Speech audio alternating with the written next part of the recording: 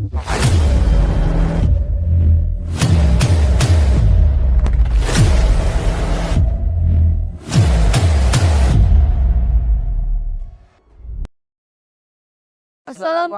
warahmatullahi wabarakatuh.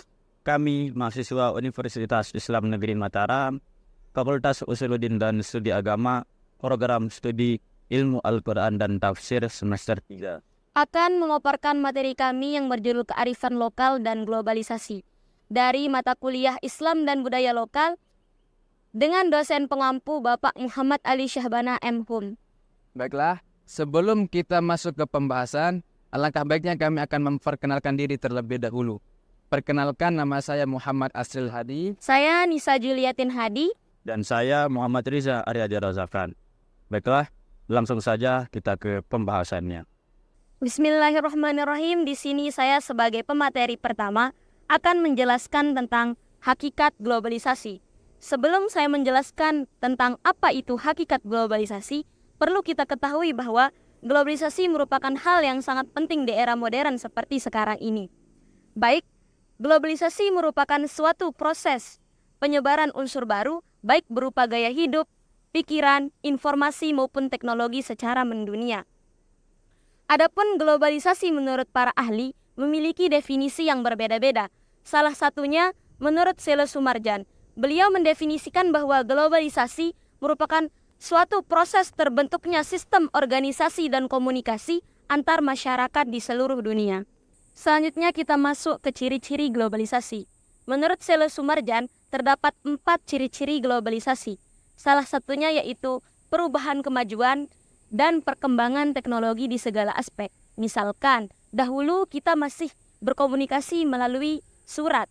Akan tetapi seiring berkembangnya teknologi, sekarang kita bisa berkomunikasi melalui HP, laptop, komputer, dan lain sebagainya. Selanjutnya kita masuk ke faktor-faktor terjadinya globalisasi. Terjadinya globalisasi disebabkan oleh 2 faktor. Yang pertama, faktor dari budaya luar, dan yang kedua, faktor melalui berbagai saluran. Adapun faktor-faktor dari budaya luar, diantaranya yaitu patuh hukum, kemandirian, dan keterbukaan. Selanjutnya, adapun faktor-faktor melalui berbagai saluran diantaranya lembaga keagamaan, lembaga pendidikan, dan ilmu pengetahuan. Selanjutnya kita masuk ke dampak positif dan negatif dari globalisasi. Adapun dampak positif dari globalisasi diantaranya yaitu mudah memperoleh informasi dan mudah melakukan komunikasi. Sedangkan dampak negatif dari globalisasi diantaranya yaitu terjadinya informasi yang tidak tersaring dan perilaku konsumtif. Dan yang terakhir adalah bentuk-bentuk dari globalisasi. Globalisasi memiliki 2 bentuk. Yang pertama globalisasi informasi dan yang kedua globalisasi ekonomi. Apa itu globalisasi informasi? Globalisasi informasi adalah kemajuan teknologi informasi melalui media sosial yang dapat memuat informasi ke seluruh dunia. Sedangkan apa itu globalisasi ekonomi? Globalisasi ekonomi adalah suatu proses kegiatan ekonomi dan perdagangan antar negara di seluruh dunia. Demikianlah pemaparan materi dari saya selaku pemateri pertama. Selanjutnya akan disampaikan oleh pemateri kedua tentang fungsi dan peran agama dalam arus globalisasi. Baik, di sini saya sebagai pemateri kedua akan melanjutkan materi yang berjudul fungsi dan peran agama terhadap globalisasi. Fungsi dan peran agama terhadap globalisasi memiliki fungsi dan peran yang sangat penting. Karena agama menjadi pembatas ruang gerak kita untuk kedepannya ketika kita ingin mengikuti atau terpengaruh oleh arus globalisasi tersebut. Misal contohnya seperti berpakaian, banyak yang kita temui di kalangan masyarakat tua maupun muda, terutama dari caranya berpakaian. Caranya berpakaian itu sudah terkontaminasi dengan globalisasi. Misalnya seperti cara berpakaian yang kebarat-baratan, cara berpakaian yang minim. Nah, di sana agama memiliki fungsi dan peran yang sangat penting. Jika kita berkaca dalam pandangan Islam, di sana Allah Subhanahu wa taala menganjurkan kita untuk menutup aurat. Nah, terutama bagi kaum perempuan, terdapat dalam surat An-Nur ayat 31. Nah, di sana kita bisa mengambil landasan ketika kita ingin mengikuti arus globalisasi dari cara berpakaian. Nah, kemudian yang kedua, pengaruh globalisasi dari teknologi sudah banyak mempengaruhi terutama anak-anak dari lingkungan sekolah dasar maupun selanjutnya. Nah, apa contohnya? Anak-anak dari sekolah dasar tersebut, mereka terkontaminasi melalui game-game online. Nah, yang dimana belum cukup usianya untuk bermain game online, menonton YouTube, TikTok, dan lain sebagainya. Anak-anak dari sekolah dasar tersebut, mereka usianya belum cukup, tetapi sudah diberikan akses teknologi yang kian semakin canggih. Nah, di sana mereka meniru, mereka mencontohkan, mereka mengambil pelajaran.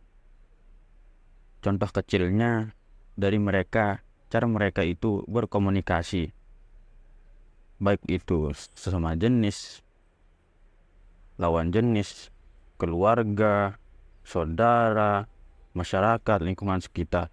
Bisa dibilang anak-anak tersebut kurang baik dari caranya berkomunikasi, lebih ke banyak berkata-kata kotor yang sering kita temui.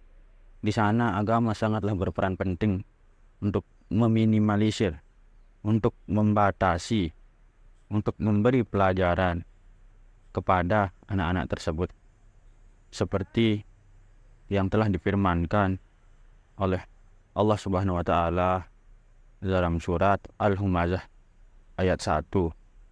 Dan di sana mengatakan, celakalah bagi seorang pengumpat. Nah, di sana kita sebagai generasi muda, terutama orang-orang tua yang memiliki anak-anak di usia dini, mari kita bersama-sama menjaga bibit-bibit calon generasi muda kita agar attitude-nya, perilakunya, tutur katanya tidak terpengaruh oleh globalisasi, sehingga mereka bisa untuk menjaga diri mereka masing-masing. Mungkin sekian yang saya dapat sampaikan sebagai pemateri kedua. Kurang dan lebihnya mohon maaf. Semoga bermanfaat. Selanjutnya akan disampaikan oleh pemateri terakhir. Bismillahirrahmanirrahim. Di sini saya sebagai pemateri ketiga akan melanjutkan pembahasan dari pemateri yang kedua. Di sini saya akan menjelaskan tentang akulturasi Islam terhadap budaya di Nusantara. Jadi bagaimana akulturasi Islam itu terhadap budaya di Nusantara, seperti apa dan sebagainya, sekarang saya akan jelaskan. Jadi akulturasi Islam terhadap budaya di Nusantara itu adalah suatu proses yang saling mempengaruhi antara ajaran Islam dengan budaya dan tradisi lokal yang ada di Nusantara. Jadi dulu Islam itu datang ke Indonesia pada abad ke-7 Masehi, ya. Nah, dan mengalami perubahan perkembangan yang berbeda-beda di setiap wilayahnya. Nah, berikut ini saya akan jelaskan sedikit tentang berbagai bidang yang diliputi oleh akulturasi Islam itu sendiri. Pertama, dalam bidang politik. Jadi masuknya Islam di Nusantara itu dengan cara mendirikan kerajaan-kerajaan yang bercorak Islami. Tapi perlu diketahui, sebelum itu kerajaan-kerajaan di Nusantara itu bercorak Hindu-Buddha. Dan setelah masuknya Islam, kerajaan-kerajaan yang bercorak Hindu Buddha itu diubah dan diganti menjadi kerajaan-kerajaan yang bercorak Islam. Yang kedua, dalam bidang sosial. Dalam bidang sosial terlihat dari nilai-nilai dan norma-norma dan nilai-nilai Islam yang terdapat dalam wilayah tersebut. Nah, jadi norma-norma dan nilai-nilai Islam itu sangat diterapkan di adat, bahkan sampai cara makan sekalipun itu ya sangat dianjurkan. Seperti contohnya, tidak boleh kita memakan daging babi, tidak boleh memakan daging anjing. Kalau makan, mencuci tangan dulu dan lain sebagainya. Nah, selanjutnya yang ketiga yaitu dalam bidang pendidikan. Bagi agama Hindu, pesantren itu dulu itu adalah tempat pengajaran dan pendidikan agama. Tapi setelah masuknya Islam, sebutan agama Hindu yang menyebut bahwa pesantren itu adalah tempat pendidikan agama dan pengajaran agama diubah dan diganti menjadi sebutan pendidikan agama Islam. Ya, itu.